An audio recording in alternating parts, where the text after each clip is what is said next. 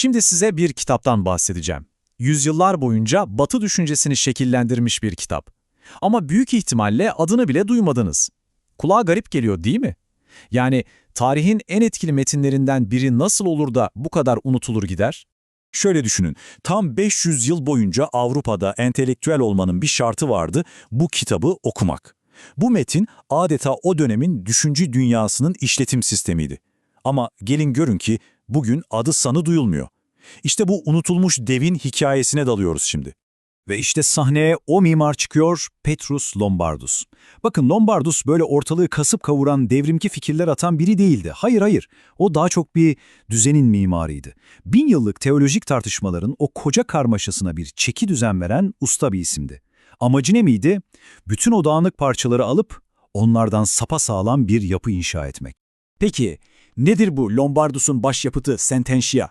Aslında amacı sıfırdan bir şey icat etmek falan değil. Yok, onun derdi kendisinden önceki ilk Hristiyan düşünürlerin, yani o kilise babaları dediğimiz dev isimlerin bütün öğretilerini alıp sistematik bir hale getirmekti. Düşünsenize, devasa bir kütüphaneyi baştan aşağı düzenlemek gibi bir şey bu. Yani evet, bu kitap bir icattan çok bir derleme, bir nevi bir açıklama aracı. Lombardus ne yapmış oluyor? Kendisinden önceki devlerin omuzlarına çıkıp onların o engin bilgeliğini sonraki nesiller için çok daha erişilebilir, çok daha anlaşılır bir hale getiriyor. Ve bunu yaparken inanılmaz zarif bir yapı kuruyor. Bütün Hristiyan doktrinini alıyor ve 4 ana sütuna oturtuyor. Bakın neler var. Birinci kitap Tanrı ve teslis üzerine. İkincisi yaratılış, düşüş ve günah. Üçüncüsü Mesih ve erdemler. Ve dördüncüsü sakramentler ve sonu şeyler. Yani Tanrı'dan yaratılışa, Mesih'ten kilise ayinlerine kadar her şey var.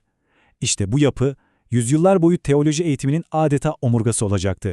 Ama işin en ilginç yanı ne biliyor musunuz? Lombardus birçok soruyu bilerek cevapsız bırakıyor. Kasıtlı olarak. Bu hamle, kitabını böyle basit bir özet olmaktan çıkarıp, gelecekteki bütün tartışmalar için adeta bir fırlatma rampasına çeviriyor. Yani o sadece cevaplar veren biri değil, aynı zamanda doğru soruları soran bir dahi. Peki tamam, kitap harika da bir kitap tek başına nasıl bu kadar etkili olabilir ki? İşte cevap tam burada, kurumsallaşmasında. Sententia, inanılmaz kısa bir sürede Avrupa üniversitelerinin adeta temel taşı haline geliyor. Şöyle söyleyeyim, o dönemde teoloji doktorası mı almak istiyorsunuz, o zaman yapmanız gereken bir şey vardı. Petrus Lombardus'un Sententia'sı üzerine ders verecek ve bir şerh, yani bir yorum yazacaktınız. Zorunluydu. Bu resmen akademik bir geçiş töreniydi. Ve tabii ki bu zorunluluk Sententia'nın entelektüel hayatın tam merkezine çakılı kalmasını sağladı. Kısacası ondan kaçış yoktu. Şu zaman çizelgesine bir bakın. Tek bir metnin Avrupa üniversitelerindeki hakimiyetinin ne kadar uzun sürdüğünü net bir şekilde gösteriyor. 1150'lerde Lombardus eserini tamamlıyor.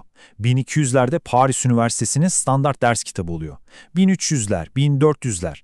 Skolastik devlerin yazdığı yorumların altın çağı. Hatta 1500'lerde Martin Luther gibi reformcular bile eğitimlerinin bir parçası olarak bu kitaba şerh yazıyorlar. Bu gelenek 1700'lere kadar, yani 500 yıldan fazla devam ediyor. Düşünsenize, 500 yıl boyunca Batı'nın en parlak beyinleri aynı metin üzerinde kafa yoruyor, onu yorumluyor, onunla tartışıyor, inanılmaz bir şey. Ve sakın bu yorumları böyle basit dipnotlar falan sanmayın. Hayır, bunlar Lombardus'un kurduğu o çerçevenin içinde yürütülen, yüzyıllar süren destansı bir sohbet gibiydi. Ve bu sohbete kimler katıldı derseniz, tarihin en büyük zihinlerinden bazıları. Rakamı duyunca şok olacaksınız. Yaklaşık 1700. Evet, yanlış duymadınız. Lombardus'un asarı üzerine yazıldığı bilinen yorumların sayısı bu. Bu büyük ihtimalle tarihteki en uzun soluklu ve en geniş katılımlı akademik tartışmalardan biri. Peki bu sohbete katılanlar kimlerdi? Liste adeta felsefe ve teolojinin kim kimdiri gibi. Thomas Aquinas, Bonaventura, John Duns Scotus, Occam'lı William, hatta Martin Luther bile var. John Calvin de atıfta bulunuyor. Bu liste bize neyi gösteriyor? Bu metnin nesiller boyunca farklı ideolojilerden ne kadar çok insanı etkiledi. Mesela iki büyük ismi karşılaştıralım, Scotus ve Aquinas. Derin doktor olarak bilinen Scotus, Lombardus'un sorularını alıp bunları metafizik üzerine son derece özgün felsefi sorgulamalar için bir başlangıç noktası olarak kullanıyor. Öte yandan Aquinas, o meşhur Summas'ını yazmadan önce teolojik argümanlarını ilk olarak Sententia üzerine yazdığı şerhin o sağlam yapısı içinde geliştiriyor. Bakın aynı metin ama iki farklı devasa düşünce sistemine ilham veriyor. Kitap tek bir doğruyu dayatmıyor yani. Aksine sayısız düşünce yolunu besliyor. İşin ilginç yanı, yüzyıllar sonra bile etkisi devam ediyor. Mesela 17. yüzyıl Püritenlerinden Richard Baxter, normalde protestanların pek sevmediği bu skolastik yorumlar için ne diyor biliyor musunuz? İçlerinde değer verdikleri değerli gerçeklerin bolluğu olmasaydı diye devam eden bir cümle kuruyor. Yani diyor ki, bu metinlerde çok değerli gerçekler var. Anlaşılan o ki, ideolojik olarak karşıtlarının bile saygı duyduğu bir metin bu.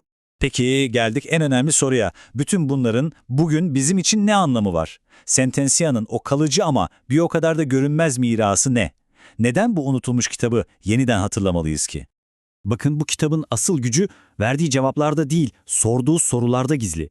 Tam yarım milenyum boyunca Batı teolojisi ve felsefesinin temel sorularını ve kelime dağarcığını o çerçeveledi. Yüzyıllar boyunca alimlerin düşünce kategorilerinin neyi tartıştıklarını, hangi kelimeleri kullandıklarını hep o belirledi. Başta dediğim gibi o sadece bir kitap değil, adeta bir düşünce işletim sistemiydi. Şu grafiğe bir bakın. Durumun ne kadar çarpıcı olduğunu gösteriyor. Bir yanda 500 yıl boyunca temel ders kitabı olması var. Diğer yanda ise İngilizceye tam çevirisinin yapılması için yaklaşık 850 yıl geçmesi gerekmiş olması. Düşünebiliyor musunuz? 500 yıl boyunca zirvede olan bir eserin tam İngilizce çevirisi ancak 2007'de yapılıyor. Bu, entelektüel tarihimizde ne kadar büyük bir boşluk olduğunu, neyi unuttuğumuzu gösteriyor aslında. İşte Lombardus'un bu inanılmaz hikayesi bizi bugün için çok önemli bir soruya getiriyor. Peki, bizim zamanımızın büyük sohbetlerini hangi temel metinler, hangi fikirler çerçeveliyor? Farkında olalım ya da olmayalım, bugün bizim sorduğumuz soruları ve bulduğumuz cevapları şekillendiren bizim Sententia'mız ne acaba?